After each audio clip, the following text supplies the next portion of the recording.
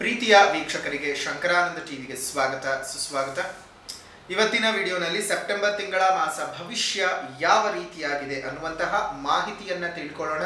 ಅದಕ್ಕಿಂತ ಮುಂಚಿತವಾಗಿ ಯಾರಾದರೂ ಶಂಕರಾನಂದ ಟಿವಿಯನ್ನ ಸಬ್ಸ್ಕ್ರೈಬ್ ಮಾಡ್ಕೊಂಡಿಲ್ಲ ಅಂದ್ರೆ ಅಥವಾ ಫಾಲೋ ಮಾಡ್ತಾ ಇಲ್ಲ ಅಂದ್ರೆ ಫಾಲೋ ಮಾಡಿ, ಸಬ್ಸ್ಕ್ರೈಬ್ ಮಾಡ್ಕೊಳ್ಳಿ.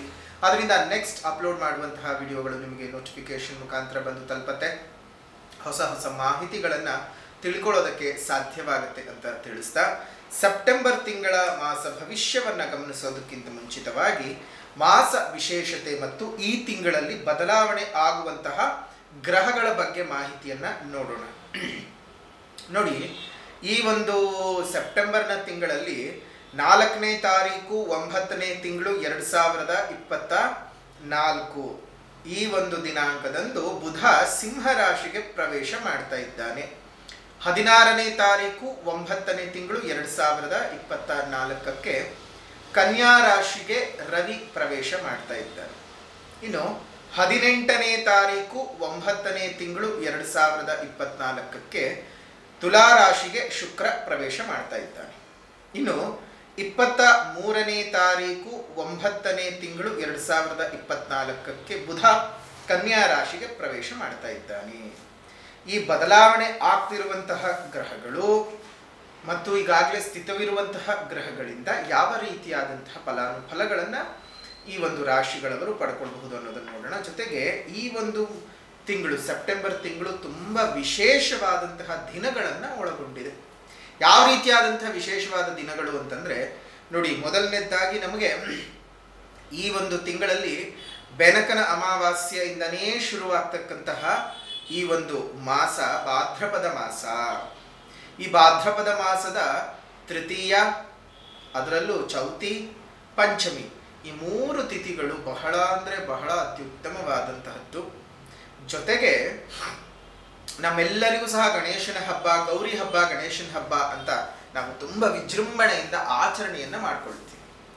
ಗೌರಿ ಮತ್ತು ಗಣೇಶನ ಹಬ್ಬ ಬರ್ತಕ್ಕಂಥದ್ದು ಸಹ ಇದೇ ಒಂದು ತಿಂಗಳಿನಲ್ಲಿ. ಅದರಲ್ಲೂ ಸಹ ಈ ಗೌರಿ ಹಬ್ಬ, ಗಣೇಶನ ಹಬ್ಬ ಎಲ್ಲರಿಗೂ ಸಹ ಅನುಕೂಲವನ್ನು ತಂದುಕೊಡ್ಲಿ, ನಿಮ್ಮ ಜೀವನದಲ್ಲಿ ಎಲ್ಲ ರೀತಿಯಾಗಿರ್ತಕ್ಕಂತಹ ತೊಂದರೆ ತಾಪತ್ರೆಗಳನ್ನ ನಿವಾರಣೆ ಮಾಡಲಿ. ಇನ್ನು ಸ್ವರ್ಣಗೌರಿ ವ್ರತವನ್ನ ನಾವು ಆಚರಣೆ ಮಾಡ್ತಾ ಇರ್ತಕ್ಕಂಥದ್ದು ನೋಡಿ, 6ನೇ ತಾರೀಕು ಶುಕ್ರವಾರ, 6ನೇ ತಾರೀಕು 9ನೇ ತಿಂಗಳು 2024 ಶುಕ್ರವಾರದ ತಿಥಿಯಂದು ಸ್ವರ್ಣಗೌರಿ ವ್ರತವನ್ನ ನೋಡಿ. ಶುಕ್ರವಾರನೇ ಗೌರಿ ಹಬ್ಬ ಬಂದಿರುವಂಥದ್ದು ತುಂಬಾ ಅಂದ್ರೆ ತುಂಬಾ ವಿಶೇಷ. ಯಾರಾದ್ರೂ ನಿಮ್ಮ ಮನೆಯಲ್ಲಿ ಹೆಣ್ಮಕ್ಳು ಮದುವೆ ಮಾಡಿ ಏನಾದ್ರೂ ಕಳಿಸಿದ್ರೆ, ಅದೆಷ್ಟೇ ವರ್ಷಗಳಾಗಿರ್ಲಿ, ಇವತ್ತಿನ ದಿವಸ ನೀವು ಅವರನ್ನ ಮನೆಗೆ ಕರೆದು ನಿಮ್ ಕೈಲಾದಷ್ಟು ಬಾಗನ ಕೊಟ್ಟು ಕಳಿಸಿ. ಅಥವಾ ನಿಮಗೆ ಏನೂ ಕೊಡೋಕ್ ಸಾಧ್ಯ ಇಲ್ವಾ ನಿಮ್ಮ ಅಕ್ಕಂಗಿರಿಗೆ, ಮನೆಗೆ ಕರೆದು ಒಂದು ಹೊತ್ತು ಗಂಜಿನಾದ್ರೂ ಕೊಡಿ. ಅದಕ್ಕಿಂತೂ ಭಗವಂತ ಯಾರನ್ನು ಕೀಳು ಮಟ್ಟದಲ್ಲಿ ಇಟ್ಟಿಲ್ಲ. ನಿಮ್ಮ ಕೈಯಲ್ಲಿ ಗಂಜಿ ಹಾಕೋದಕ್ಕಾದ್ರೂ ಸಹ ಶಕ್ತಿ ಭಗವಂತ ಕೊಟ್ಟಿರ್ತಾರೆ. ಹಾಕಿ ಕೈಲಾದಷ್ಟು ಅರಿಶಿನ ಕುಂಕುಮ ಹೂವು ಕೊಟ್ಟು ಆ ಹೆಣ್ಮಗುಗೆ ತವರ ಮನೆಯಲ್ಲಿ ಒಂದಿಷ್ಟು ಗೌರವವನ್ನು ಕೊಟ್ಟು ಕಳಿಸಿ. ಹೆಣ್ಮಕ್ಳದ್ದು ಯಾವಾಗಲೂ ಅಷ್ಟೇ, ತವರ ಮನೆಯಿಂದ ಬರುವಂತಹ ಇಷ್ಟು ಅರಿಶಿನ ಕುಂಕುಮ, ಒಂದು ಮೊಳದ ಹೂವು ಆಕೆಗೆ ಗಂಡನ ಮನೆಯಲ್ಲಿ ಗೌರವ ಜಾಸ್ತಿ ಮಾಡುತ್ತೆ.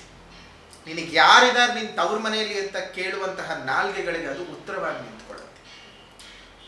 ಈಗಿನ ಕಾಲದಲ್ಲಿ ಹೆಣ್ಮಕ್ಳು ಬೇರೆ ಬೇರೆ ರೀತಿಯಾಗಿ ತವರ ಮನೆಯಿಂದ ಆಸ್ತಿನೂ ಬಯಸ್ತಿರ್ಬಹುದು. ಆದರೆ ಒಂದು ಕಾಲದಲ್ಲಿ ಪಾಪ ಹೆಣ್ಮಕ್ಳು ತುಂಬ ತವ್ರ ಮನೆ ಚೆನ್ನಾಗಿರ್ಲಿ ಅಂತ ನಿಜವಾಗ್ಲೂ ತುಂಬ ಹರಸಿ ಹಾರೈಸ್ತಕ್ಕಂಥದ್ದು. ಅದರಲ್ಲೂ ಈ ಒಂದು ಅದರ ಮರುದಿನವಾಗಿರ್ತಕ್ಕಂತಹ 7ನೇ ತಾರೀಕು ಶನಿವಾರದಂದು ವರಸಿದ್ಧಿ ವಿನಾಯಕ ವ್ರತ ನೋಡಿ, ಗಣೇಶನ ಹಬ್ಬ ಸಹ ಬಂದಿರುವಂಥದ್ದು. ಶನಿವಾರ ಗಣೇಶನ ಹಬ್ಬ, ಶುಕ್ರವಾರ ಗೌರಿ ಹಬ್ಬ. ನಿಮ್ಮ ಮನೆಗೆ ಹೆಣ್ಮಕ್ಳನ್ನ ಕರ್ಕೊಂಡು ಬಂದ ಮೇಲೆ ಯಾವುದೇ ಕಾರಣಕ್ಕೂ ಶುಕ್ರವಾರದ ಹೊತ್ತು ಮಹಾಲಕ್ಷ್ಮಿ ಸ್ವರೂಪಿಣಿಯಾಗಿರ್ತಕ್ಕಂತಹ, ಗೌರಿ ಸ್ವರೂಪಿಣಿಯಾಗಿರುವಂತಹ ಆ ಹೆಣ್ಮಗುನ ನಿಮ್ಮ ಮನೆಯಿಂದ ಆಚೆ ಕಳಿಸೋದು ಬೇಡ. ಆ ಮನೆಯಲ್ಲೇ ಇಟ್ಕೊಂಡು ಮರುದಿನ ಗಣೇಶನ ಹಬ್ಬವನ್ನು ಮುಗಿಸ್ಕೊಂಡು ಭಾನುವಾರ ನೀವು ಕಳಿಸ್ಕೊಡಿ. ಅದೇ ರೀತಿಯಾಗಿ ಬಹಳ ವಿಶೇಷಗಳು ಅಂತ ನೋಡೋದ ಸಂದರ್ಭದಲ್ಲಿ 15ನೇ ತಾರೀಕಿನಂದು ತಿರುವೋಣಂ ಇರುವಂಥದ್ದು. ನಮ್ಮ ಈ ಕೇರಳ ಭಾಗದಲ್ಲಿ ಬಹಳ ವಿಜೃಂಭಣೆಯಿಂದ ಮಾಡ್ತಕ್ಕಂಥ ತಿರುವೋಣಂ ಸಹ ಇರುವಂಥದ್ದು. ಇನ್ನು 16ನೇ ತಾರೀಕು ಅನಂತ ಪದ್ಮನಾಭ ವ್ರತ ನೋಡಿ. ಅನಂತ ಪದ್ಮನಾಭ ವ್ರತ ಅಲ್ಲಿಂದ ಶುರುವಾಗುತ್ತೆ. ನೆಕ್ಸ್ಟು ಅದನ್ನು ಅನಂತನ ಹುಣ್ಣಿಮೆ ಅಂತಲೂ ಸಹ ಕರೀತಾರೆ. ಅನಂತನ ಹುಣ್ಣಿಮೆ ದಿವಸ, ಅನಂತನದ್ದು ಅದೇ ದಿವಸ ತ್ರಯೋದಶಿ ದಿವಸ ಅನಂತ ಪದ್ಮನಾಭ ವ್ರತವನ್ನು ಮಾಡಿ ಅದಾದ ನಂತರ ಬರುವಂತಹ ಹುಣ್ಣಿಮೆ ಅನಂತನ ಹುಣ್ಣಿಮೆ ಅಂತ ಒಂದು ಪ್ರಸಿದ್ಧಿಯಾಗಿರುತ್ತೆ. ಆ ಅನಂತನ ಹುಣ್ಣಿಮೆ ದಿವಸದಿಂದಾನೇ, ಮರುದಿವಸದಿಂದಾನೇ ನಮಗೆ ಪಿತೃಪಕ್ಷವು ಪ್ರಾರಂಭ ಆಗತ್ತೆ. ಆ 15 ದಿವಸ ಒಂದು ಪಕ್ಷ ಏನಿರುತ್ತಲ್ಲ, ಆ ಒಂದು ಪಕ್ಷ ಪಿತೃಪಕ್ಷವಾಗಿರುತ್ತೆ. ಆ ಪಿತೃಪಕ್ಷದಲ್ಲಿ ನಿಮಗೆ ನಿಜವಾಗ್ಲೂ ನಿಮ್ಮ ಪಾಪಕರ್ಮಗಳನ್ನು ಕಳ್ಕೊಳ್ಳೋದಕ್ಕೆ, ನಿಮ್ಮ ಒಂದು ಜೀವನದಲ್ಲಿರುವಂತಹ ತೊಂದರೆ ತಾಪತ್ರೆಗಳನ್ನು ಕಳ್ಕೊಳ್ಳೋದಕ್ಕೆ ಈ ಪಿತೃಪಕ್ಷ ತುಂಬ ಸಹಾಯಕವಾಗಿರುತ್ತೆ. ನೋಡಿ, ನಾವು ಸತ್ತ ನಂತರದಲ್ಲಿ ನಾವು ಯಮಲೋಕಕ್ಕೆ ಹೋಗೋ ಸಂದರ್ಭದಲ್ಲಿ ಆ ವೈತರಣಿ ನದಿಯನ್ನು ದಾಟಬೇಕಾದಾಗ ಅಲ್ಲಿರುವಂತಹ ಬೇರೆ ಯಮಕಿಂಕರರು ಹಿಂಸೆ ಕೊಡೋಕೆ ಶುರು ಮಾಡಿರ್ತಾರೆ. ನೀನು ಈ ತೀರದಿಂದ ಆ ತೀರಕ್ಕೆ ಹೋಗೋದಕ್ಕೆ ನೀನು ಏನು ಪುಣ್ಯ ಕಾರ್ಯ ಮಾಡ್ಕೊಂಡಿದ್ಯಾ, ಏನು ಒಳ್ಳೆ ಫಲಗಳನ್ನು, ನಿನಗೇನು ಅರ್ಹತೆ ಇದೆ, ಏನು ಯೋಗ್ಯತೆ ಇದೆ ಅಂತ ಪ್ರಶ್ನಿಸಿದಾಗ ನೀವು ಮಾಡಿಕೊಳ್ಳುವಂತಹ ದಾನ ಧರ್ಮಗಳೇ ನಿಮ್ಮನ್ನ ಅಂದು ಕಾಪಾಡೋದು.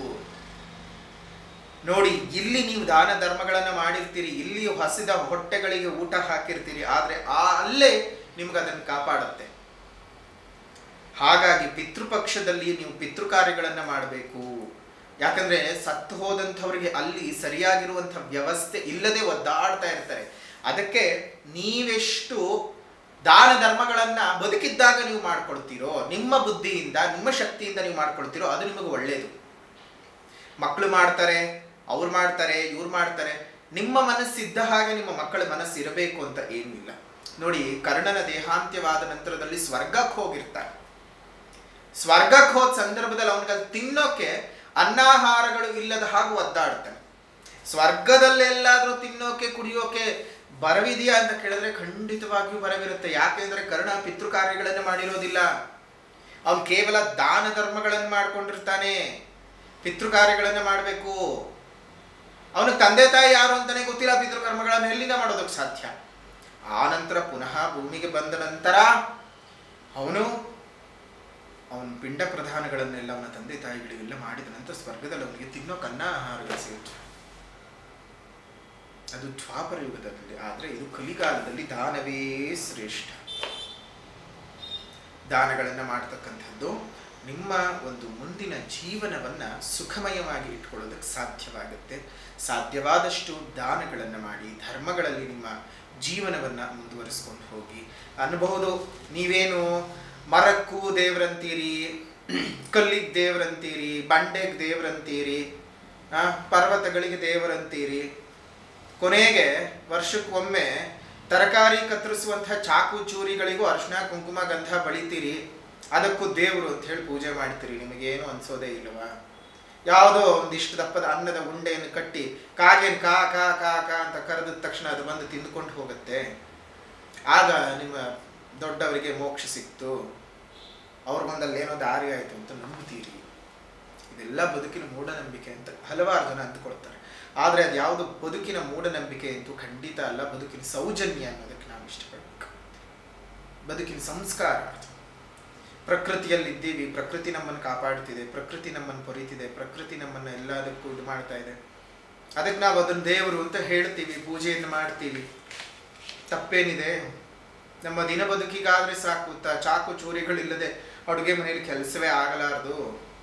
ಅದಕ್ಕೊಂದು ದೈವತ್ವದ ಸ್ಥಾನಮಾನ, ವರ್ಷಕ್ಕೊಮ್ಮೆ ಆದರೂ ಕೃತಜ್ಞತೆ.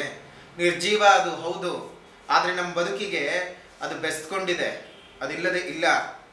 ಹಾಗಾಗಿ ಅದಕ್ಕೊಂದು ಸ್ಥಾನಮಾನವನ್ನು ಕಲ್ಪಿಸಿದ್ದೀವಿ. ತಪ್ಪಿದೆಯಾ? ಅದನ್ನು ನೀವು ತಪ್ಪು ಅಂತ ಅಂದ್ಕೊಂಡ್ರೆ ಅದು ನಿಮ್ಮ ಮನಸ್ಸಿನ ಭಾವನೆ ಅಷ್ಟೇ.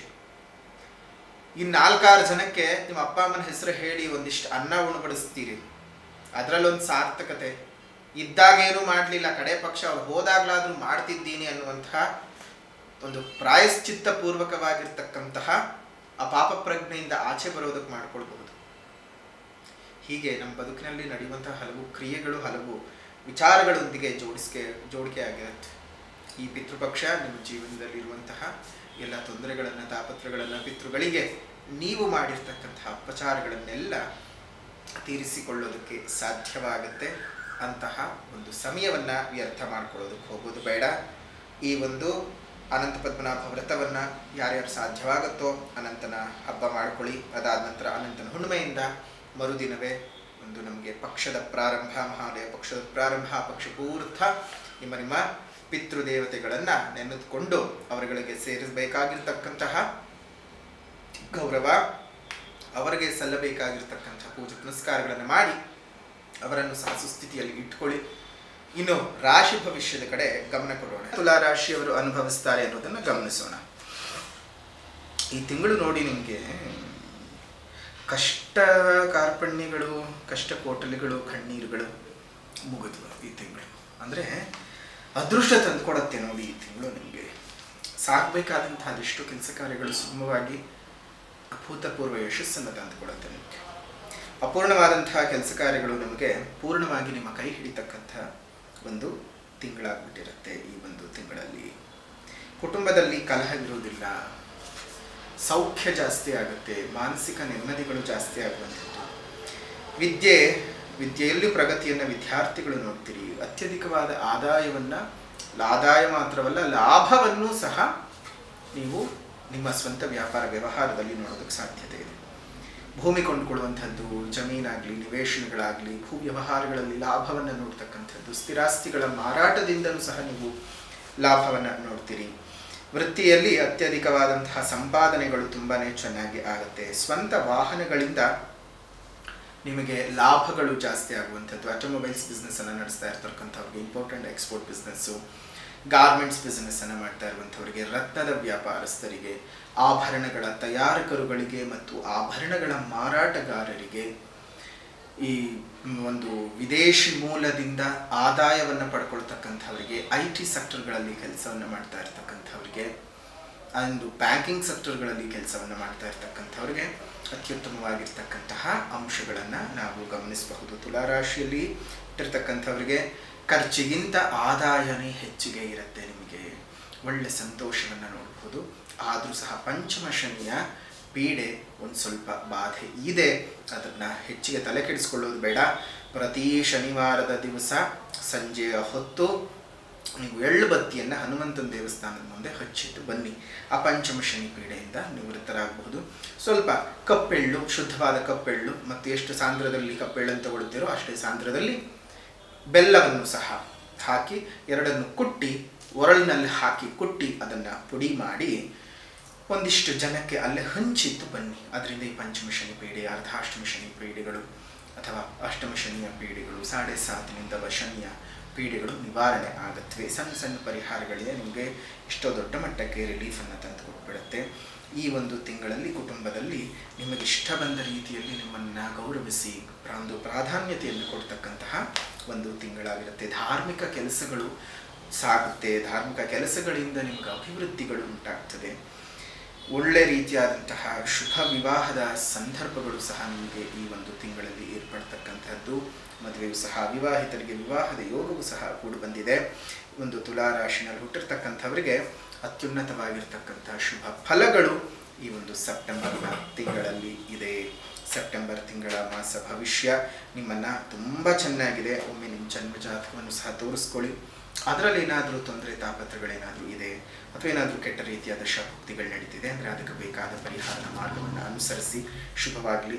ಇನ್ನು ತುಲಾರಾಶಿಯವರಿಗೆ ಅಂದರೆ ಸರ್ವೇ ಸಾಮಾನ್ಯವಾಗಿ ಈ ಶತ್ರುಕಾಟಗಳು ಜಾಸ್ತಿ, ಹಿತಶತ್ರುಕಾಟಗಳು ಜಾಸ್ತಿ, ದೃಷ್ಟಿದೋಷಗಳು ಜಾಸ್ತಿ.